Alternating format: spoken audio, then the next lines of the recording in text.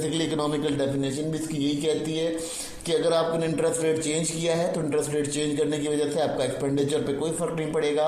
और करेंटली अगर हम अपने कंट्री की बात करें, यानी पाकिस्तान की बात करें, स्टेट की, तो वहाँ पे ये बड़े मामला चल रहे हैं कि वो इंटरेस्ट रेट को फ्लैक्चुएट करके सोच रहे हैं कि अब एक्सपेंडिंग बढ़ेगी या लोग जो है इन्वेस्टमेंट की तरफ जाएंगे, तो वो फ़ायदा नहीं देगा, क्योंकि सीधी बात है कि वहाँ पर पहले ही इतने रिजिड कंडीशंस थी जिसकी वजह से वो कवर अप नहीं हो सका। तो बेसिकली जब कोई डीप रिसर्च करता है तो उसको डीप रिसर्च के अंदर इसकी बड़ी ज़रूरत पड़ती है और ये टर्मिनोलॉजी उसे समझनी पड़ती है, क्योंकि जब हम बात करते हैं इकोनोमेट्रिक रेशियोज़ की, इकोनोमेट्रिक रेशियोज़ के अंदर जो है ये बहुत ज़्यादा बड़ा इफेक्टिव मटेरियल बनता है और उसकी बड़ी एक इफेक्टिव सिचुएशन बनती है। ठीक है, स्टूडेंट्स अब बात करते हैं कि इसके की इम्पैक्ट्स क्या होंगे और किस तरह की इम्पैक्ट्स के ऊपर जो है वो कंडीशंस हैं। तो इसके की फीचर्स बताता हूँ आपको कि किस तरह से हम डायग्नोस करते हैं कि सिचुएशन हमारे इकोनॉमिक सिस्टम में मौजूद होती है।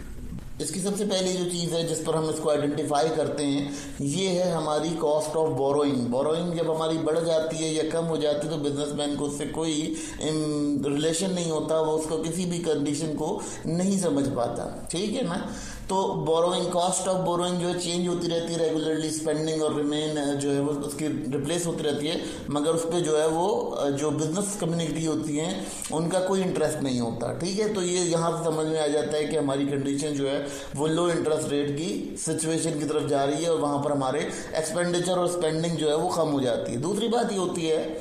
कि जो कंज्यूमर होता है या फर्म होती है, जब आप इस तरह से रेट को फ्लक्चुएट करते हैं तो ऑलमोस्ट वो अपनी क्या करती है कि वो इनसेंसिटिव हो जाती है, वो बहुत ज़्यादा अपने आप को